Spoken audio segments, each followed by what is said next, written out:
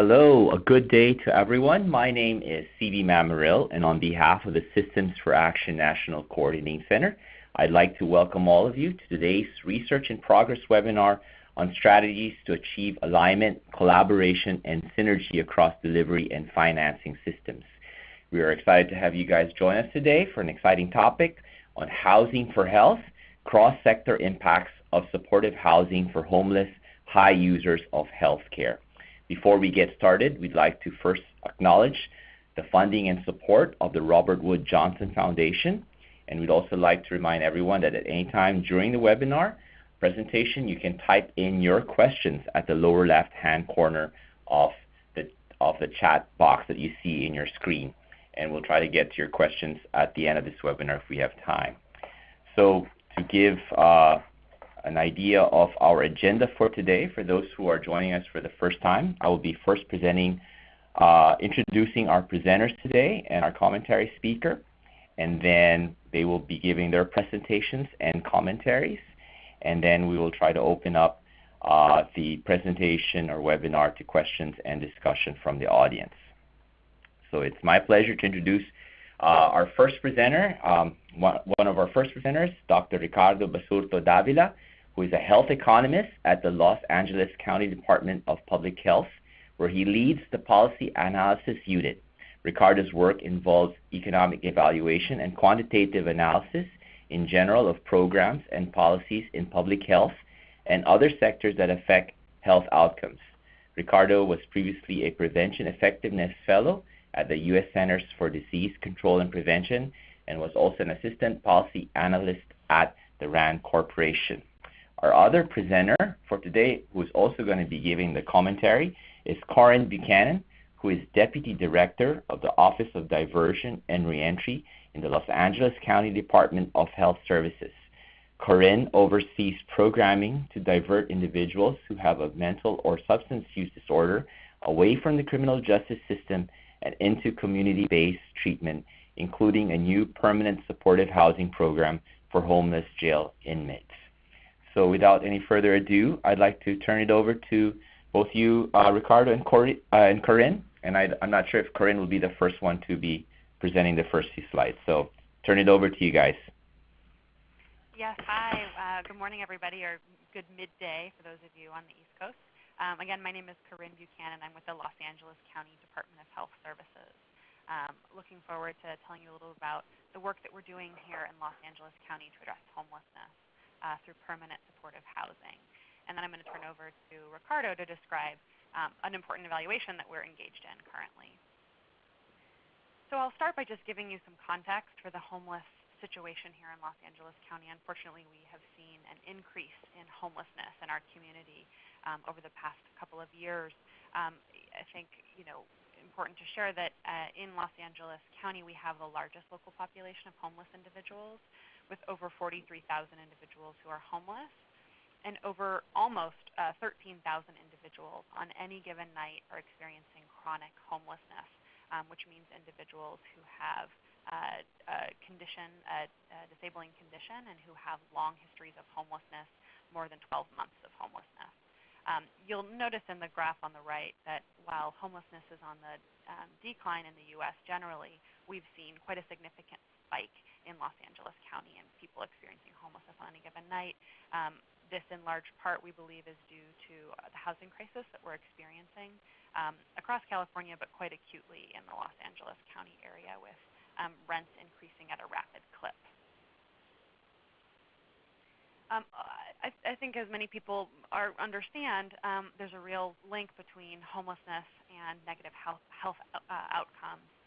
People who are homeless, of course, experience higher risk for acute and chronic diseases, mental health disorders, and mortality.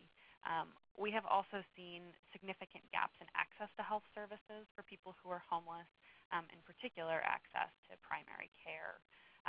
And we also notice that we see a lot of reliance on emergency department visits and high rates of hospitalization for preventable conditions. And of course, these services come to counties and communities at a very high cost, but unfortunately with very poor outcomes.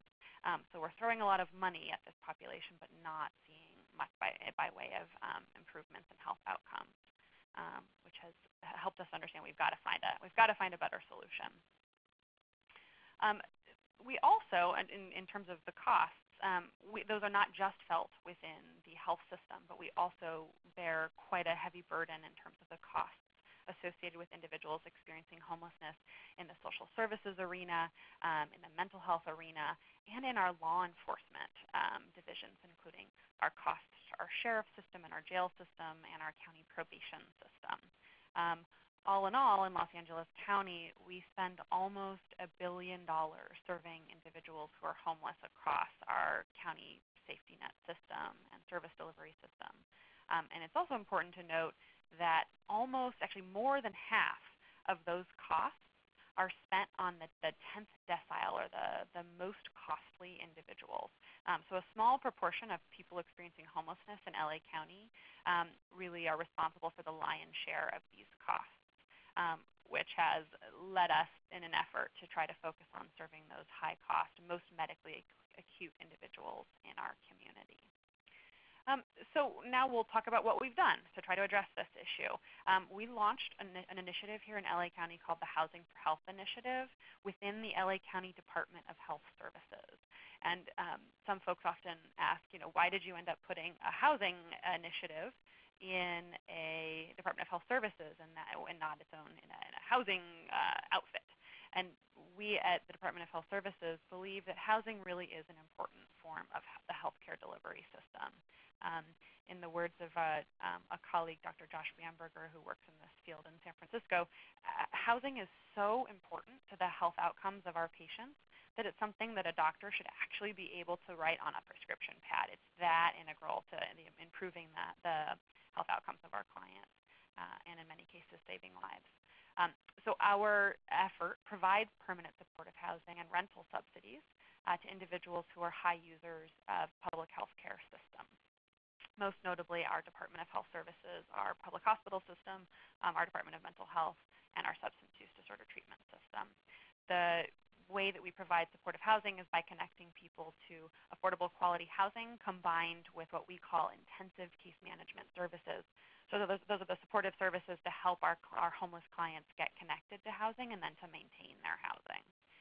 The objectives of the program are, of course, to reduce homelessness, along with many of our county colleagues who are invested in this mission, to improve the health outcomes among our homeless individuals, and of course to reduce the inappropriate use of healthcare resources and save taxpayer dollars by investing in interventions that work. So the way that a client moves through our system is that they're identified in one of our hospitals or our DHS facilities. They're also identified by our community of intensive case management providers. So these are community-based organizations who are out serving individuals who are homeless, doing street outreach, providing other care. They can also refer into this system. We identify individuals through what we call the coordinated entry system, which is a county-wide effort to identify and prioritize individuals who are homeless. Through street-based outreach and engagement, we have dedicated teams across Los Angeles County that are delivering street medicine and also connecting people to housing. And through our other county departments who are delivering services and might identify someone who is homeless and in need of supportive housing. We then here at the Department of Health Services review, evaluate, and route these referrals by looking both at the health records of the clients, looking at their service utilization, and making clinical decisions based on medical records as well. So we're sort of looking both at the data and where people land in terms of their costs, and also looking very directly at medical records to determine how to prioritize this valuable resource. The next step is that we provide individuals with interim housing, which is otherwise known as bridge housing, or a place for someone to stay immediately to get them off the street or out of an institution like a hospital or a jail, a place for them to stay before they move on to permanent supportive housing. We have two types of interim housing. The first is called recuperative care, which is a medically enhanced shelter setting, and the second is called stabilization housing. And so it's sort of a shelter setting with intensive case management on site. And then eventually our clients move into permanent supportive housing, which is the end goal. And here we are focused on long-term housing stability, connection to mental health services, primary care, and helping our clients meet their individualized goals. So the study that we're talking about today is actually focused really on the permanent housing side of our shop, and what impacts permanent supportive housing can have, again, on these, on health outcomes of our clients and on county costs. So with that, I'm going to turn it over to Ricardo to describe the study in more detail and where we are. Okay. Thank you, Corrin. And thanks to all of you who joined the webinar and are interested in learning more about our study. Today, I'll start by giving you a brief overview of what we're doing in the study, the approach we're taking to look at the impacts of housing for health. Then I'll also provide a very quick sample of where we are, what we have done so far, and then just describe the next steps, what we are going to do over the next several months before the study concludes in the middle of next year. So let's start with a research question. Obviously, the first thing we want to know is whether the program is achieving its goals. Does Housing for Health improve health outcomes for its clients, and does it indeed reduce inappropriate use of healthcare services? And obviously, as we saw a couple of slides earlier, this is an important issue because much of this inappropriate use of services is not only bad for the health of these individuals, but it's also incredibly costly to Los Angeles County. But we also, there are specific aspects of the program, Housing for Health, that make it different to other permanent supportive housing programs. That it was designed to try to address some of the gaps that the Department of Health Services perceiving how permanent supportive housing is done elsewhere. So we also want to compare the effectiveness of Housing for Health to the effectiveness of other permanent supportive housing projects, and hopefully learn whether there can be improvements in how permanent supportive housing is done in general. And finally, this is a Systems for Action funded study. So obviously, we want to take not only isolated view of the impacts of this program, we not only want to see its impact on housing or its impact on healthcare service utilization, but also a system-wide view. So how does this program affect social service utilization, mental health services, substance abuse treatment, and even outcomes in criminal justice? So to answer these questions, we're using a mixed methods approach. We have a pretty significant qualitative component in our study. We're doing focus groups with clients of Housing for Health and also clients of other non-Housing for Health permanent supportive housing projects. We're having also focus groups with similarly Housing for Health service providers and then service providers of permanent supportive housing outside of Housing for Health. We're holding a number of key informant interviews with stakeholders, trying to get a better sense of their perspective around permanent supportive housing, about how Housing for Health is different and how it affects, all these different sectors. And finally, we're also doing a client survey that will be derived from the qualitative analysis. Then we also have a fairly comprehensive quantitative component to our study.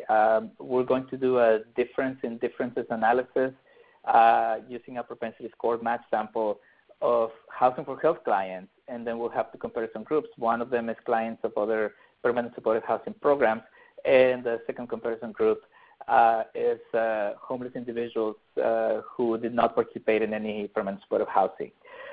Finally, we are developing a system dynamic simulation model using a participatory approach, and that we hope to use to answer, run some hypothetical scenarios of what if the program changed this way, or what if it expanded in the different ways, what would the impact not only in the housing sector but also across multiple sectors in the county. And I'll explain in more detail what we mean by participatory model design in a few slides. So for our quantitative component, we're using linked data from multiple systems. First of all, obviously, we're using administrative data from Housing for Health from the moment, from the very beginning since they were created and through June of this year. We're getting data from electronic health records from the Department of Health Services, going back a couple of years before the program was actually created. And the reason for this is because we want to look at service utilization before and after program participation. And this is not only for the program's clients, but also for the comparison groups throughout this period. And finally, we're really lucky in Los Angeles County that several years ago, the county's Chief Executive Office decided to create an integrated data system called the Enterprise Linkages Project, which collects information from multiple data systems across different sectors in the county, and they link individuals across all the systems so that we can actually look at them across the systems and also longitudinally over several years. So we're going to have data for healthcare service utilization, mental health, substance use treatment, public social services, sheriff and probation departments, and also data from the homeless management information system for both Housing for Health clients and the comparison group. The way this is going to work is just the counties, the Chief Executive Office staff are going to do a probabilistic linkage of all these different systems, and they're going to give us de-identified longitudinal data set so that our staff will not actually have access to social security numbers or personal information, since we don't really need them. We just need to be able to identify individuals in all of this system. So where we are, I'll spend a few slides in giving you an update of what we have done so far, and start with the qualitative analysis. I have to say, I'm usually very cynical about government procurement processes. I understand, and I'm sure most of us on the line understand why they work, they're designed the way they are, but at the same time, they don't always lead to the best, bringing the best people on board for research and evaluation studies. It's just they're not really designed for that purpose. That said, we were incredibly lucky that we put out a bid for doing the qualitative component of our work. The winning bid came from UCLA's Center for Health Policy Research. They're being led by Dr. Catherine Kitzman, and we're just incredibly happy with the work they have done so far and their approach to working with us. They came on board, and they are not just going through a checklist of things they need to do to complete the scope of their work and get paid, but actually they took ownership of the project, of the qualitative component of the project, and from the very beginning they figured, okay, let's see what you're planning to do and how we can help you do it, but also whether maybe we can improve upon what you had designed before we came on board. And it's just been wonderful working with them. So since they came on board, they have already completed 8 focus groups that we had originally planned to do. Each of the focus groups has had between 7 and 10 participants, which is fantastic. And in addition, there was a group of people who were interested in participating, but they were not able to participate in any of the dates that had already been scheduled. So UCLA, they just decided, let's figure out how to accommodate them, and they scheduled an additional focus group in December. Then they're also conducting key informant interviews. They have already completed most of them. They have 12 interviews, and we're talking to key stakeholders. We have, for example, funders of the program, like the Hilton Foundation, United Way. They have talked to Mitch Katz, the director of the county's health agency, executive staff from the Corporation for Supportive Housing. They have talked to senior staff at the Housing for Health, the program itself, and they also talked to senior staff with service providers. What we're trying to get from these interviews, obviously, is a deeper insight into their perspectives regarding permanent supportive housing, the Housing for Health itself, how it improves upon what is regularly done. But we also hope, in addition to shedding, more light on how these programs affect housing and other sectors, we also hope that this will be useful to the program itself. And so we're trying to gather information on what could be improved. Maybe the program already fills some gaps, but we rarely get things right the first time. So there may be changes that we can identify through this qualitative analysis that then can be useful to the program as they try to improve their own processes and outcomes. Now for the quantitative component of our study. We already received data from everything I showed you a couple of slides before. We already received data through June of last year from the program, from electronic health records from DHS, and also from the Enterprise Linkages Project. We're in the process of reviewing, cleaning, trying to identify patterns and missing values, understand the different variables we have in the data, making sure we're interpreting everything correctly. That's a process that's taken some time, and it will probably still take us a while to complete it. And at the same time, we're getting ready for a second extract of data, which will give us data through June of this year, and we expect to receive that within the next few weeks. So far, we have done only preliminary descriptive analysis, and I'll show you a little bit of that in the next few slides. But this is truly, really preliminary. I mean, so far we're really concentrating on understanding, making sure we know what data we have and how to use it. And we've also done some work with the development of the simulation model. We held a participatory modeling session in November, and in a few slides, I should be able to make it a little clearer what that means. So again, this is purely preliminary. I just want to give you sort of a brief glimpse of the data we have from the different sources and how we're trying to approach it.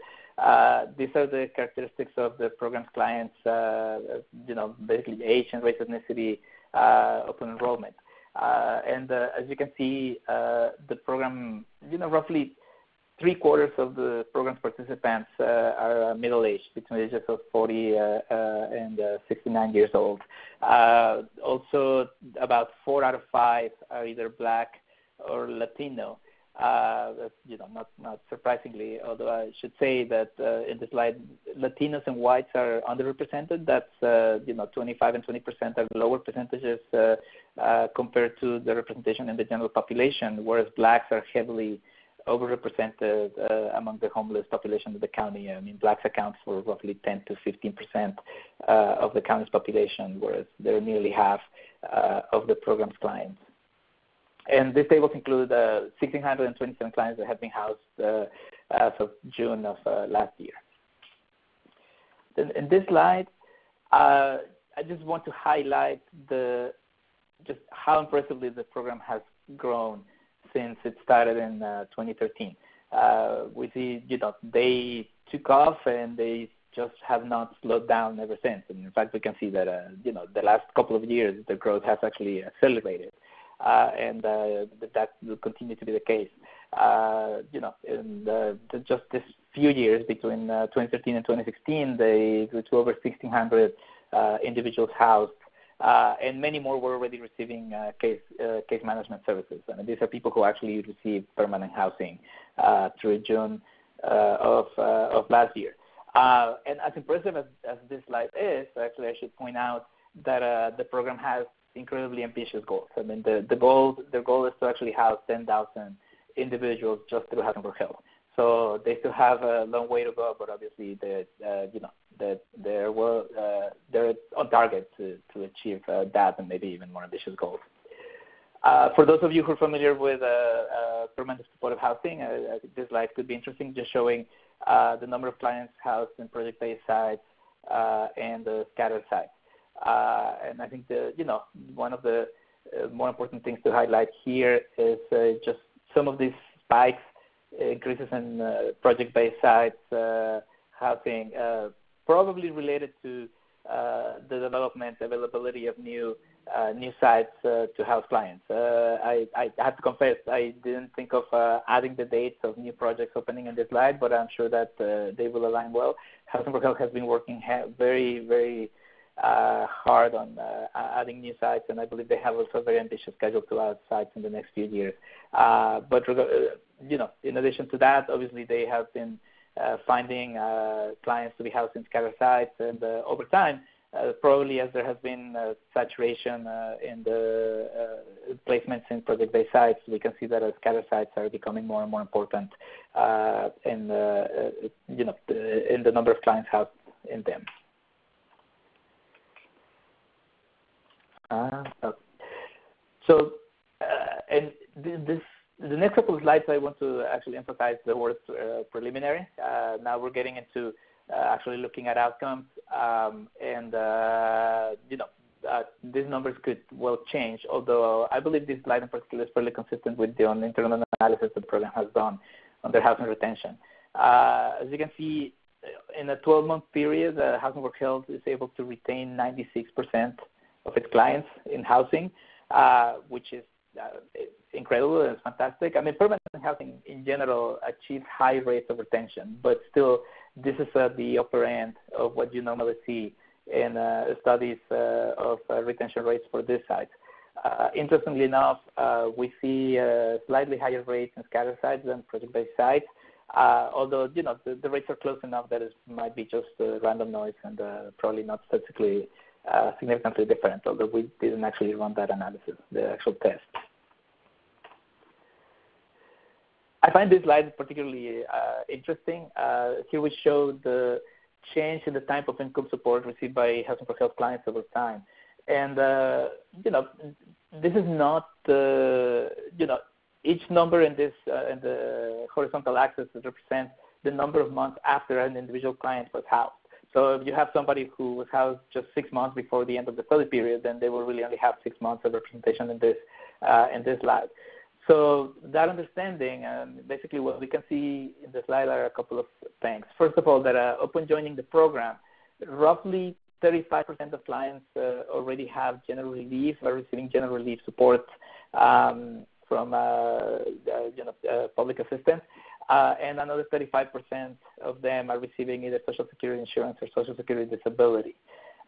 Over the first 6 months to a year of the program, we see both types of support to increase, which is what we would expect. We expect case managers to help those who don't have either kind of support to get into one of them.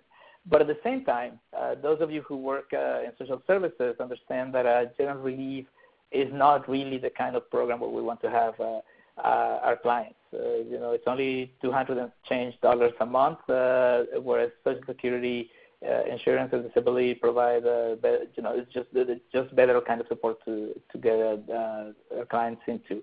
And so after roughly a year and a half of program participation, which is probably how long it actually takes to process applications and get them into receiving SSI and SSDI, we see a fast increase in participation in Social Security and a mirror decrease in participation in general relief, which is what we would hope to see in a program like this. I should also say I would not make much out of the trends at the far right, where we see slight decrease in SSI, SSDI, and an increase in general relief.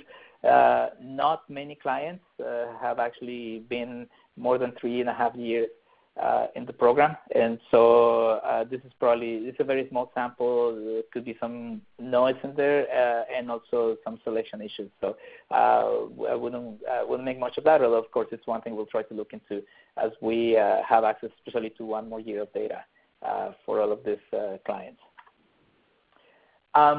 This slide shows some of the things we can do by having access to the data from the Enterprise Engagement Project.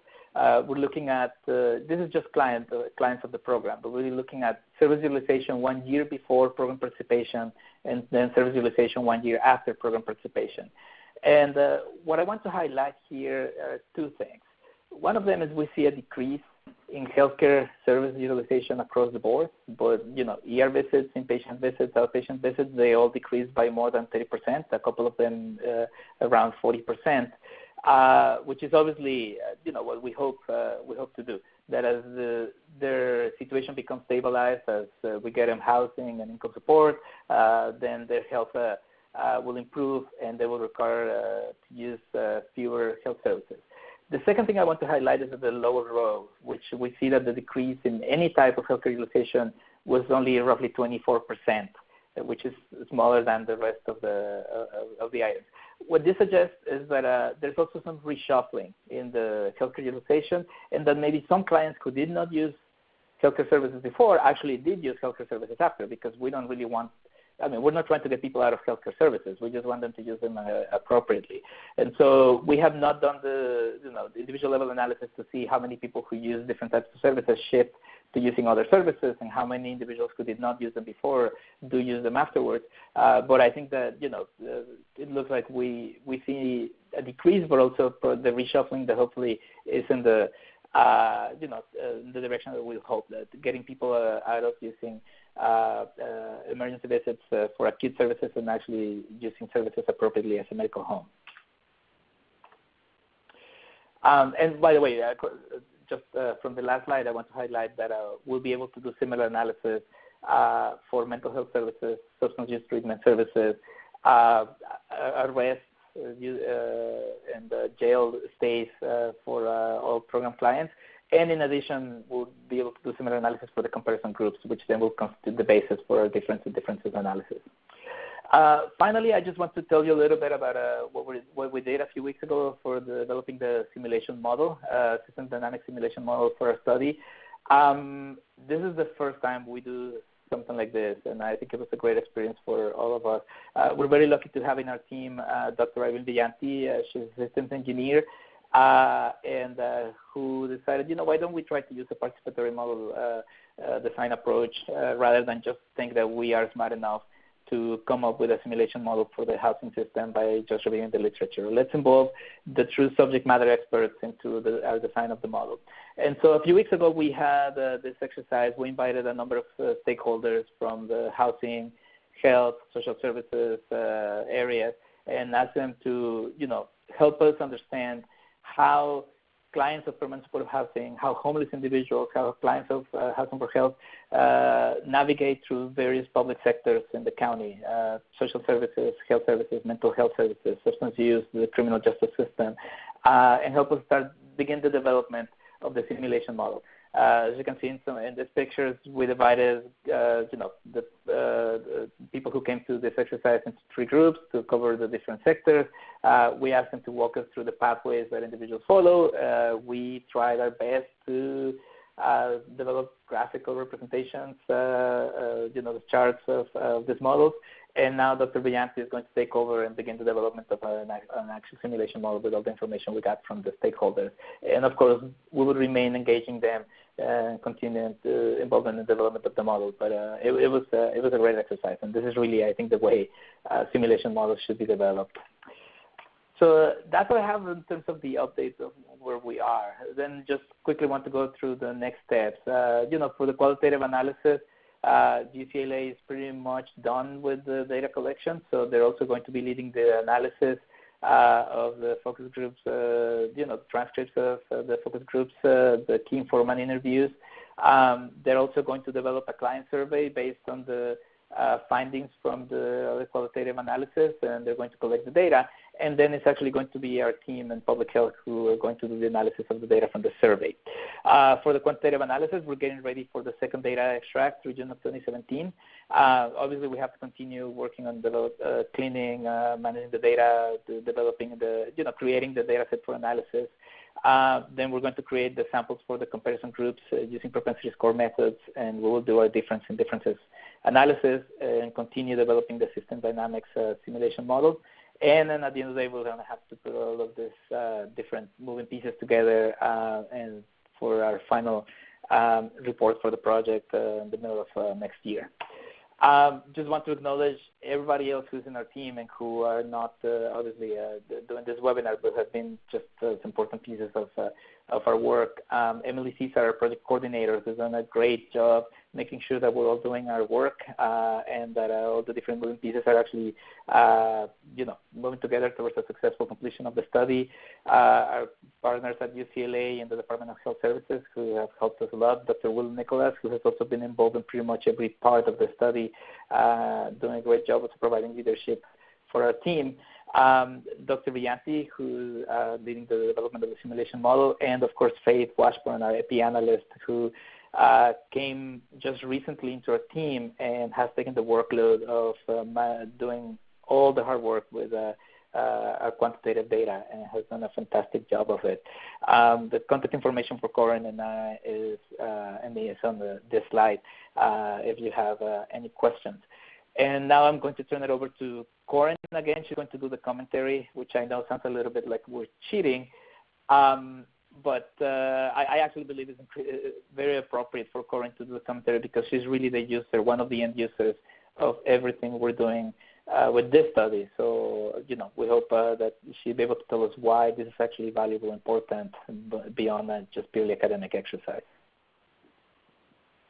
Great. Thanks so much. Thank you, Ricardo. Before I let you, Corrin, before I let you speak, I just want to remind everyone that if you have questions that we can try to get to after their commentary, that they can type it in the chat box at the bottom. Sorry about that.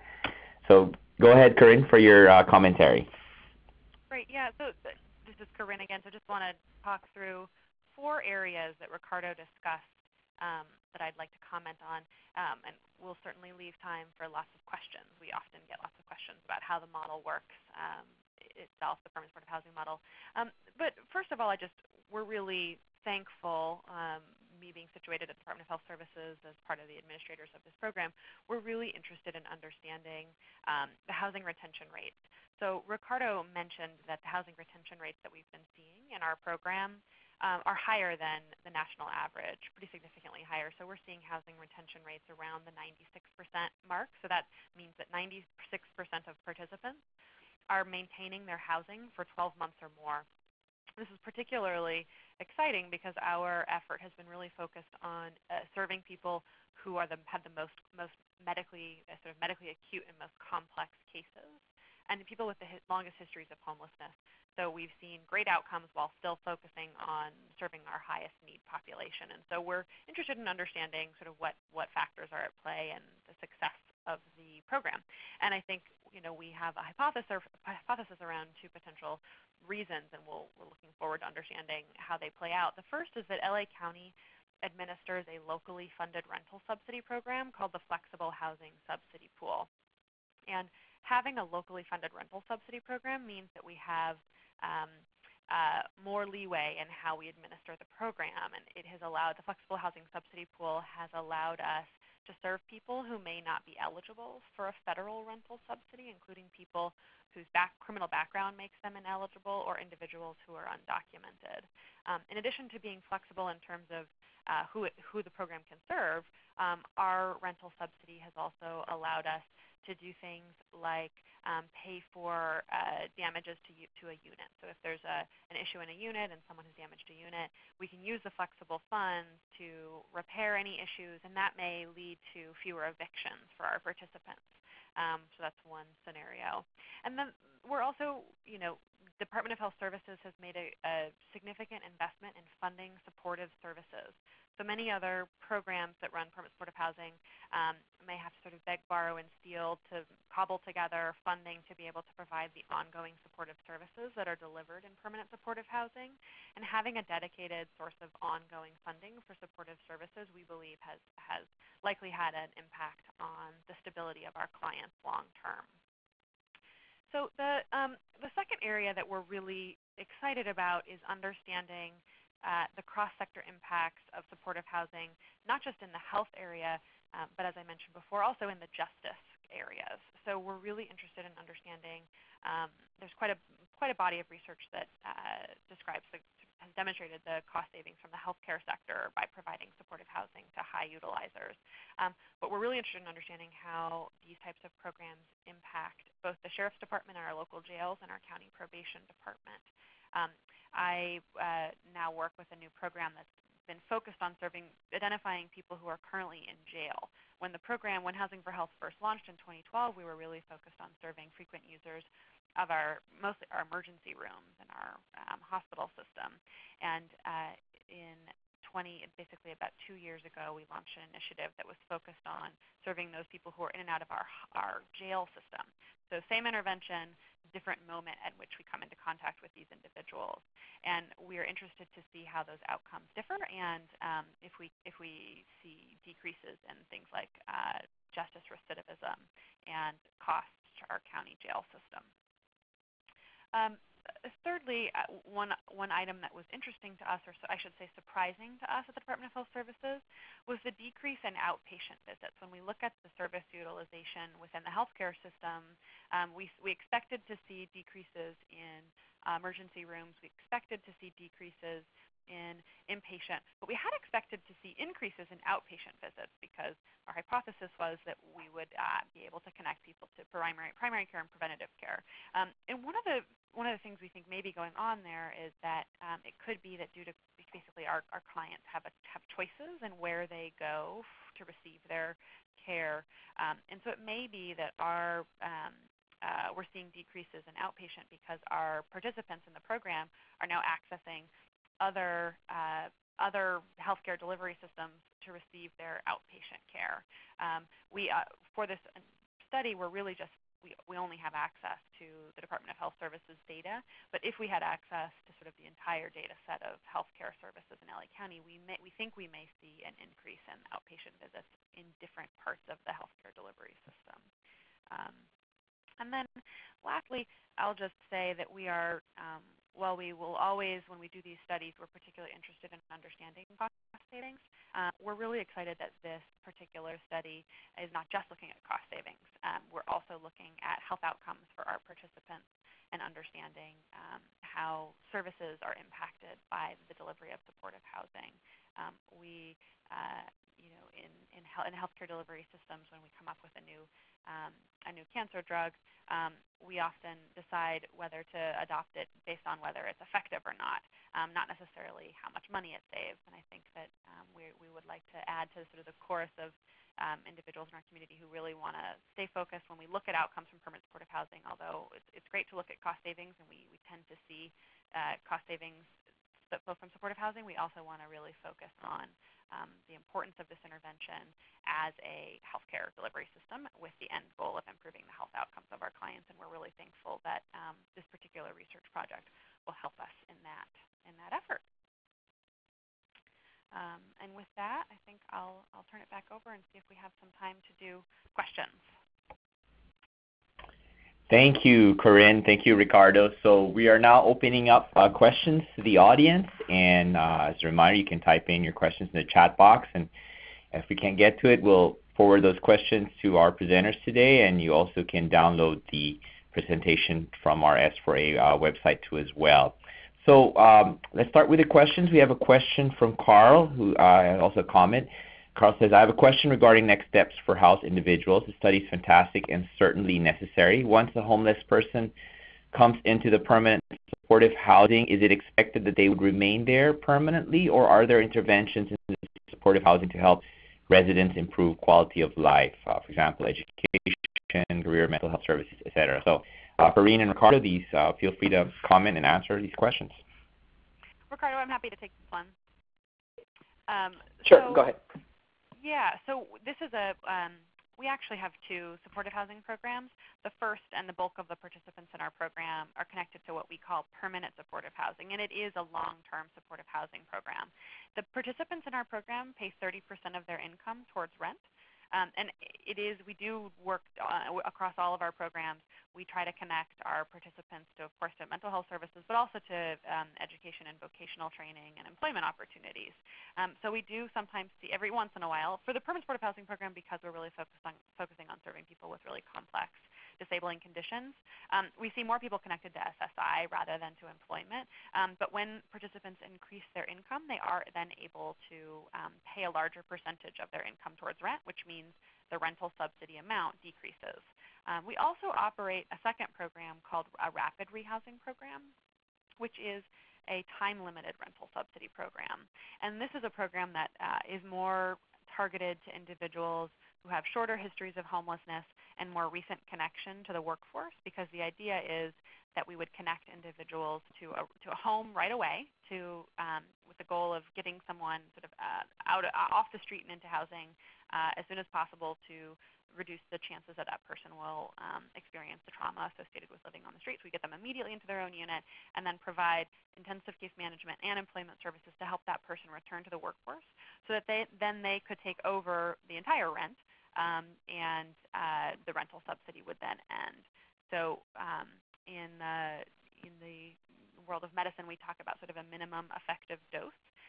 The idea here is that there are some individuals for whom a light touch would be effective, and in that case, we want to just provide a short-term, lighter touch rental sort of housing intervention. And for people with more complex health conditions, we're going to need a more ongoing and sustained intervention to end their homelessness. So we have a couple of different scenarios to work for interventions to address homelessness across different populations. All right. So another question for Ricardo and Corrin is from Amy, who asks, are you planning to analyze total costs of the housing program versus cost of health care and the difference? if there are substantial savings, is there a plan to approach California Medicaid or other healthcare payers to advocate for housing as medical expense? I'll take that question.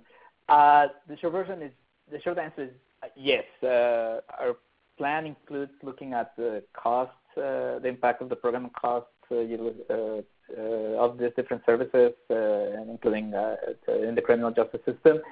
The idea is precisely to understand whether the program reduces costs in some sectors, but maybe increases the cost in other sectors. We could expect, for example, that maybe the program results in additional referrals to substance use treatment or mental health treatment for individuals who need it and were not receiving the treatment before. And if that is the case, there could be some additional analysis, maybe not as part of the scope of this project, but in the future to try to build a model to create sustainability by cross-subsidization of the program. That maybe agencies and sectors that are affected by higher demand for their services could be at least partially receive some support from other agencies that actually benefit by having lower costs due to the program.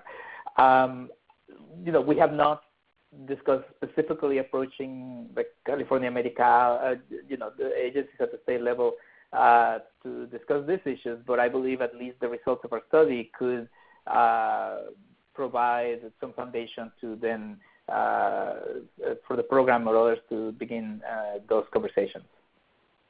I'll also just add that we are, although we haven't been able to use Medicaid dollars to pay for the housing component, we are engaged right now. We have an 1115 Medicaid waiver that allows us to use Medicaid dollars, matched dollars to fund the supportive services in our permanent supportive housing program.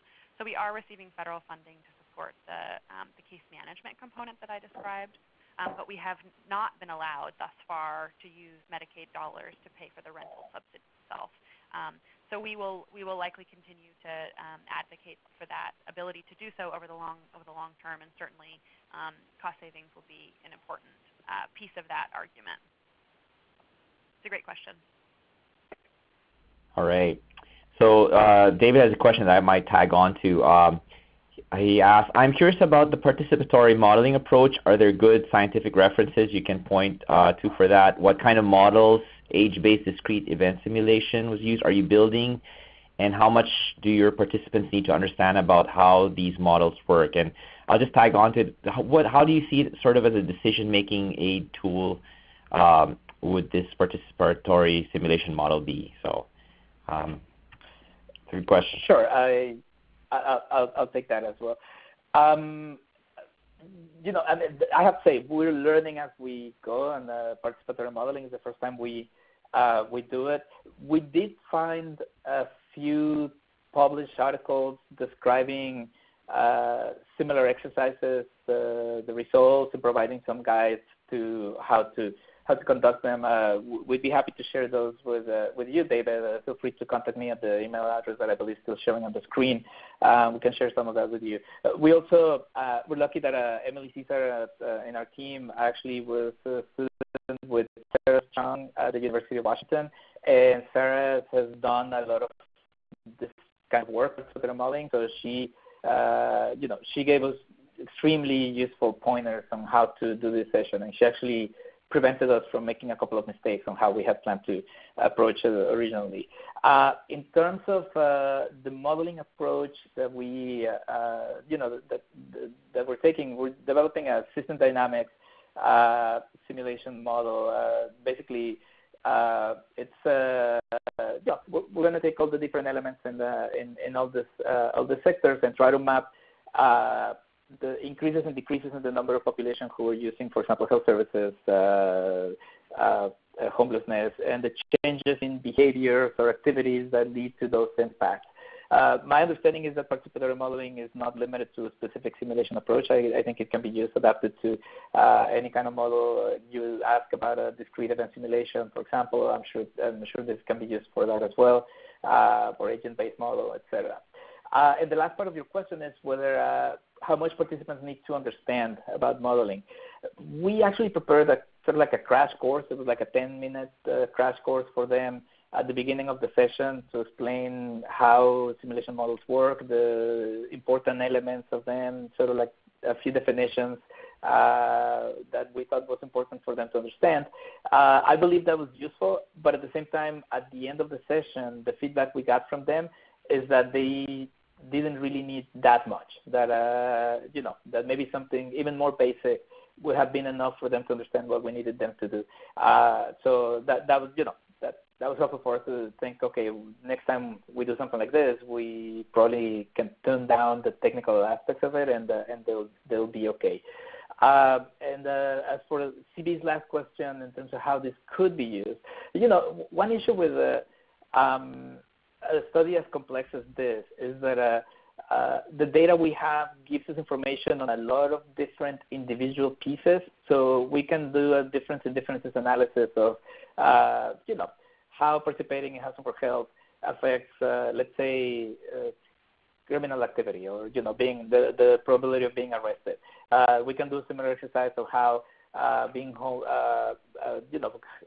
for health participation affects the use of health services. But putting those two things together, actually, we don't have a regression that is looking at both things at the same time. So we're using simulation to put this and many, many other pieces of the interactions, the pathways of these individuals across multiple sectors in the simulation model, so that then we can run some hypothetical questions. What if the program expanded to doubled in size? What would be the impact on all the outcomes in all the different sectors, or the impact on cost, which can be used for planning? Let's say they have a goal of serving 10,000 people, so that could actually create significant impacts on civilization in other places. What if they were able to recruit more of a different type of population? What if they targeted their efforts into a particular subgroup among the homeless population in the county? Then we could try to see also what impact that would have. We had this slide at the beginning on the super high utilizers in the county, that 10% of homeless individuals in the county account for nearly $500 million in costs to the county. So, we can use the simulation model to try to see if we manage to sort of target that group of utilizers who not only are the most costly to the county, but they're also likely the ones who need the most help. Then how would we, what kind of dent would we put on the homeless problem, but also on the cost to the county, which is always something that we have to keep in mind as we expand our programs for high-need populations.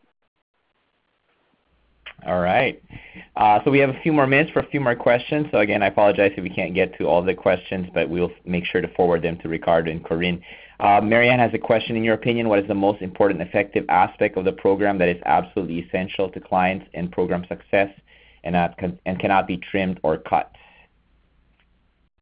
Sure, I'll take this one. So, we really believe that the supportive services are really key, and having dedicated resources to provide the case management.